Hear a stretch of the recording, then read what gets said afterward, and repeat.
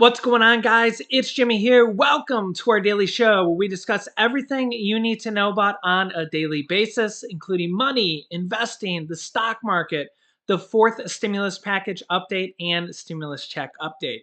If you haven't subscribed to our new YouTube channel yet or to our YouTube channel yet, please click the subscribe button down below as it's completely free to do so. And remember that new videos come out here every day at 10 a.m., 3 p.m., and 8 p.m. Eastern Standard Time. And as always, thanks for hitting the like button for us down below. First, we'll start with the White House's response from Press Secretary Jen Psaki about the president potentially getting the virus from Nancy Pelosi and concerns about all the congressmen and congresswomen that are now catching the virus around President Biden. Check this out. The president obviously tested negative today, and according to CDC guidelines. Yesterday. I'm sorry, yesterday. Yes. And Speaker Pelosi was not considered a close contact, but it seems like a very close call. I know you've said that he had a second booster and that he's following CDC guidelines, but given the importance of his role and his age, is the White House considering any stricter measures to keep him safe? More mask wearing, fewer big venue events, more outdoor events? Well, when you say it's a close call, I'm not sure what you mean by that. Close call in the sense that they were in two events at the White House together within 2 days. She tested positive. Sure, okay. Well, for clarity purposes, the way a close contact is defined, it's not arbitrary, it's not something made up by the White House. It's CDC guidelines, and how they define it is being within 6 feet for a cumulative total of 15 minutes over a 24-hour period. That they were not. All of their interactions were publicly available. I think you saw them. And that's how that assessment is made. In terms of additional testing or anything along those lines, those assessments would be made by the president's doctor. He was tested last evening and tested negative. We have incredibly stringent protocols here at the White House that we keep in place to keep the president safe, to keep everybody safe.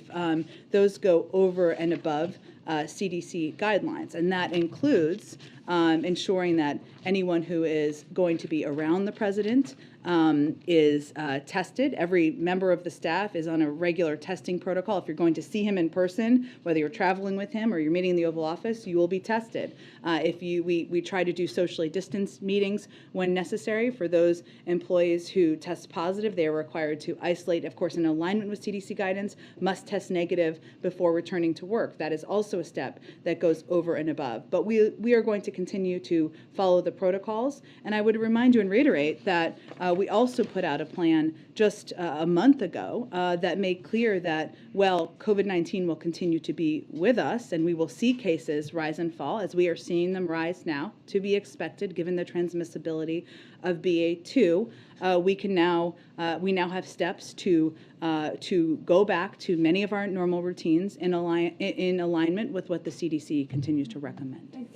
Given the fact that there has been this uptick among people who have been following CDC guidelines, are there plans to revisit those guidelines or edit them in some way, given the uptick? That would be up to the CDC. But again, I think when they put out these guidelines, they made clear that it was about looking at data on hospitalizations and even deaths. And what we have a plan to address, and I would note, I have it with me because we really like COVID props this week, right here. We have copies for anyone who would like a copy. And this is a 100-page preparedness plan that we put out that it meant to protect against and treat COVID, prepare for new variants, prevent shutdowns, vaccinate the world. We expected there to be ups and downs and increases. And with a variant that's as transmissible as BA2, that's what we're seeing at this point in time in the White House, among the press corps, among the general public. And the most important message we're sending to the public is that we have steps in place that we can take to continue to address it. And even as we're continuing to fight COVID, we can, for the most part, return to our normal routines. Now, this new variant, the BA.2 Omicron variant, is more contagious, experts say, than the original Omicron variant and is now the dominant strain in the US, but it has not really caught on to exponential, how do I say this, to exponential rates quite yet it has really done this in China so far, but it is starting to catch on a little bit in certain areas like New York. Check this out. You can see here new virus cases rise rapidly in New York City and DC. This is where Nancy Pelosi and multiple congressmen and congresswomen have tested positive here. Yeah, new virus cases are rapidly rising in New York City and Washington, D.C., amid the spread of the now dominant Omicron subvariant BA.2. The New York Times new virus tracker for New York City showed that cases have now risen by more than 50% in the last 2 weeks, while the newspaper tracker for DC has indicated that cases had doubled in DC. So, that's the thing here is it's not just gone away. I know people want it to be, but you know, it says still cases in both cities are relatively low compared to where they were months ago in January when we had multiple days of over 1 million cases per day. The number of new infections in DC was more than 700, much lower than 9,200 when reported in early January.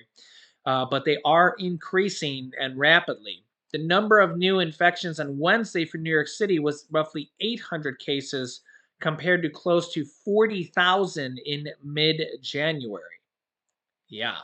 Yeah, and this comes as, many areas across the country are scaling back health protocols and mask protocols, and you know it really just depends on everybody's kind of beliefs on these protocols. And yeah, just the question is, are we going to have another massive wave of people testing positive? A list of those who recently featured of who's tested positive of just prominent Democrats alone includes Speaker Nancy Pelosi, Representative Adam Schiff from California, Castro from Texas, and two members of President Biden's cabinet, Attorney General Merrick Garland and Commerce Secretary Gina Raimondo.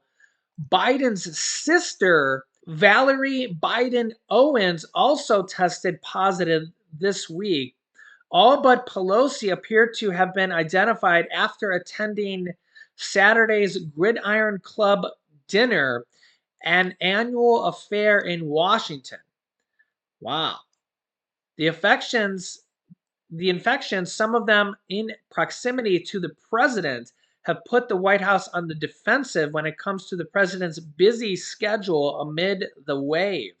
Let me know your thoughts. Do you think we're going to have another big wave of the virus? Do you think the virus is over? Do you think this is something we're going to have to live with for quite a while? Did you think that here, as cases are really, really down here recently, that everything was just over? I know it was kind of nice here recently to think that maybe everything was back to normal. But I mean, in Shanghai in China right now, they have over 50 million people in lockdown, as they're reporting the highest cases ever there. And they actually have reports people are not allowed to leave their homes. Yeah, their lockdown is unlike any lockdown here. They actually have drones going through the city on loudspeakers telling people not to leave their homes, and they have delivery packages of food, and people are reporting, people that are actually like bloggers and stuff are saying that they're running out of food, and the packages that they get are like random, the amount of food. And some people are reporting that they only get a few vegetables per day, and each package that a person gets is random. And some people are saying like they only get like a few vegetables and a few tomatoes, and that some people are literally running out of food because of how random the packages of food that they get, because they're not allowed to apparently go to the grocery store now, some of them. I, it's just, imagine if they had that here in the US. I mean, people protest here Imagine if that was happening here, right? Imagine if you weren't allowed to leave your home. They have over 50 million people on lockdown in China. And, they say that they only have 21,000 some cases in Shanghai alone. Remember, we were having over a million cases in January, 1.4 million cases in a single day. They say that this is only 21,000 cases just in Shanghai. I mean, I think that a lot of people think that they kind of don't really report all their cases. And nonetheless, they have over 50 million people on lockdown. Yeah, so just imagine if that was happening here in the US here in April of 2022. You imagine the protests that would be going on here, right? Yeah, and they have drones going by with loudspeakers saying, "Don't leave your homes. Uh, this is the right thing to do." I know it's just freedom is largely defined differently in different parts of the world, guys. Just yeah, it's quite different definitions, right? Questions grow about the president's position on a federal gas tax holiday. Um, Nancy Pelosi had previously said that she wasn't in favor of this. She was in favor of a direct payments instead. But there is still a possibility of a federal gas tax holiday. A lot of states are doing this because it is a way to give money back to the people. You would save money every time you go to fill up your gas. It reduces the price of gas and also kind of reduces the price of inflation because, you know, uh, semis delivering goods pay less money for gas as well. And apparently, this is something that is still on the table. The federal gas tax is 18.6 cents. And this is something that could be done here still this year for the entire country because it's the federal gas tax. So this is another type of stimulus um, measure that could be done here as well. So this is something that's on the table here, as well as multiple different states here as well. For example, here, Virginia, you can see here Virginia's governor proposes a 3-month gas tax holiday. Quote, Democrats are baffled by the legislative delay. And this is what a lot of people don't realize. I always get the question on what's taking so long? Why isn't my state doing this? Or what's taking so long on the federal level? Remember, on all these different things here, each state or each state or on the federal level even has to get enough votes. That's really the most important thing. So, um, you take a state like Virginia, um, and let's just say we'll take a typical state and say that the House is controlled by the Democrats and the Senate's controlled by the Republican, just on any random state here. You have to they have to pass it. Okay. So you have to really get the Democrats and the Republicans to come together and get them both to agree to it. Okay. And that's really where things get hung up a little bit. Okay. And that's the biggest hurdle is, and you hear me say this all the time, getting both sides to agree to help the people. And you always see the two sides bickering saying, "Oh, it's a political stunt by this party, it's a political stunt by that party, blah blah blah blah blah." And that's why whenever you hear me say they congratulations on this party or that party, or really not one party, it's when they come together. When they come together, congratulations on this state for coming together and passing something, or congratulations when they come together and pass something for the people. That is what's really the most important, is when they come together and pass something. Because I mean, think about how many people, 64% now of people are behind and living paycheck to paycheck. And now we've been in this pandemic for 3 years. We have inflation at a 40-year high. Things are just insane right now. Things are just insane right now. And I mean, really just kind of put all this together here. And 40% of small businesses have closed during this pandemic. Think about all the owners and the employees of those businesses that have really had to struggle and scramble, find new jobs, lost money, been affected by this. It's just think about kind of all the different situations that have come out of this pandemic, right? And then you got inflation affecting everybody here. Um, and remember, all these states got billions and billions and billions of dollars, and now they're all deciding how to spend it here in 2022. Because remember, all these states really got it at the end of last year. So really the most important thing here is that, lawmakers on both the state level and the federal level come together and, help out the people that are in need, which is the vast majority of people right now. And that includes stimulus checks, helping out with the price of gas, helping out with grocery prices, which are now at the highest price ever in history.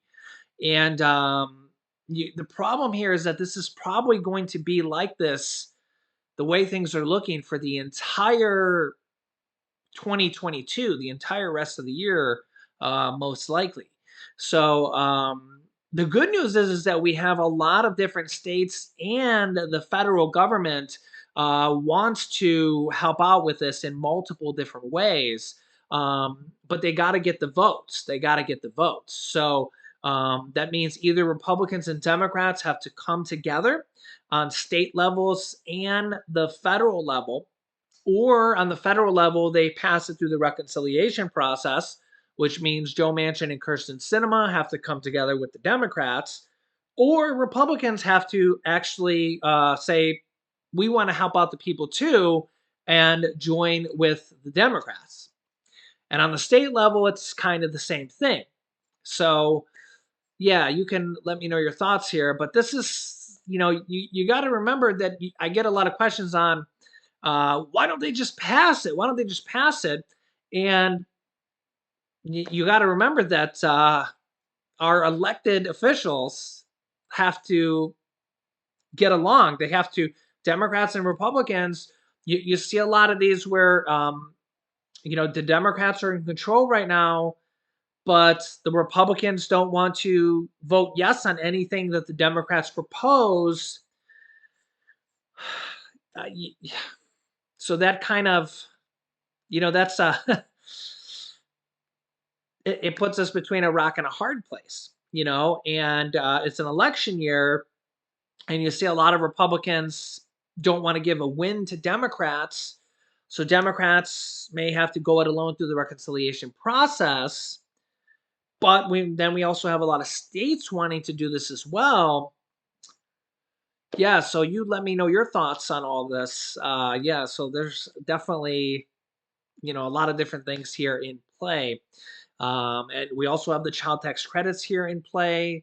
Um, yeah, definitely a lot of different things. So I will keep you up to date here. Let me know your thoughts here in the comments. Make sure to subscribe down below to our YouTube channel if you haven't yet. It's completely free to do so. And after subscribing, click the bell icon that appears next to the subscribe button. It appears after you subscribe, so you get reminders when we go live, which is every day at 10 a.m., 3 p.m., and 8 p.m. Eastern Standard Time. Next up, you can click this button here to watch my newest video next. And you can click this video here to see new $2,600 stimulus checks that were just announced. You can so click on one of those videos next. Thanks for watching, guys, and I'll see you in the next video.